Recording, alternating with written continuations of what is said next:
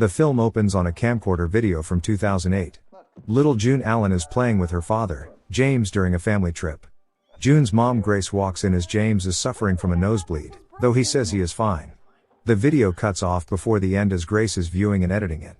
A brief montage shows that James apparently died from a brain tumor, with many people offering June and Grace their sympathies. They move from Texas to Van Nuys. In the present day, June, now played by Storm Reed, has a bit of a rocky relationship with Grace. She considers her mother to be nagging and always on her case.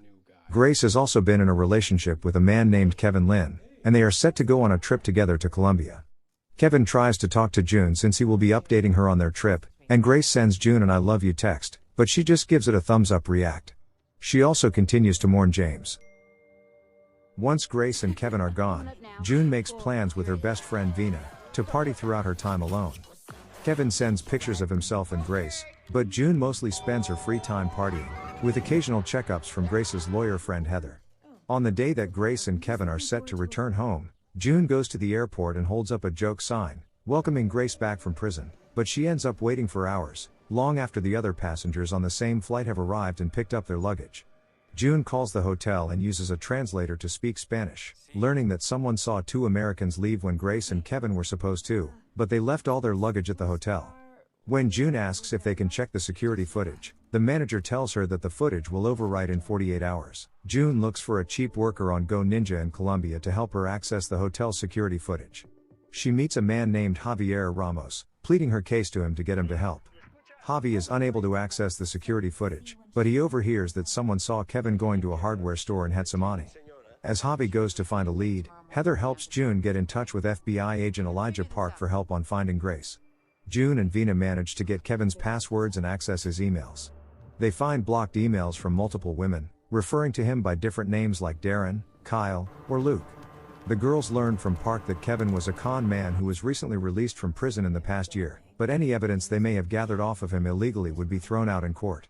June and Vina also find that Kevin, his real name, was recently in contact with a woman with the username Bunnacakes, real name Rachel Page.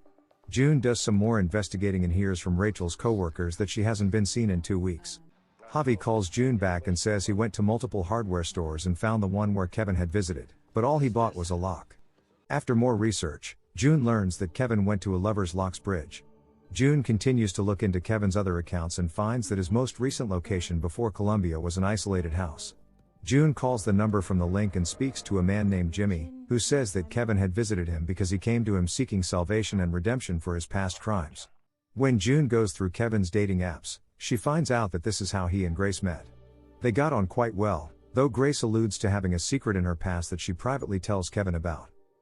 Park contacts June and shows her footage of what appears to be Grace and Kevin, just after their trip to the bridge, where Grace apparently accepted Kevin's marriage proposal.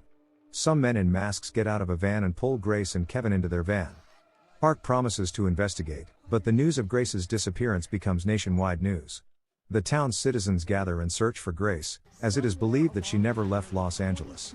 This is further compounded by the revelation that the woman in the pictures that Kevin was sending were not of Grace, but of Rachel, just obscured enough to make June think it was Grace. This leads to Rachel getting arrested but being released on bail to be a cooperating witness, but it now confirms that Grace's kidnapping was staged. Park tells the press that Grace is not a suspect, but nothing is being ruled out.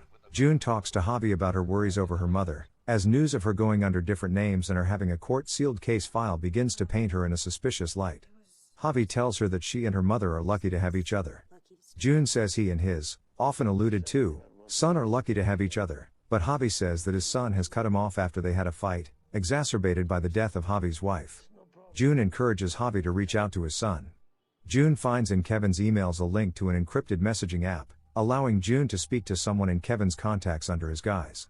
When June asks for the number, the one she receives belongs to Heather, leading June to suspect that Heather was involved in her mother's disappearance.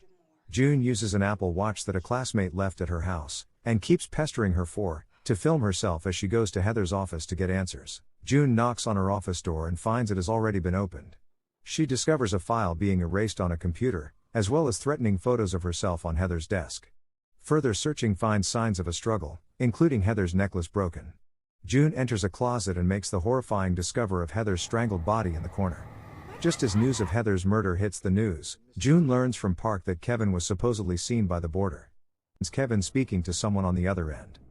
Vina then sends June a link of a real-time crime tracker app, showing that police have found Kevin in Colombia.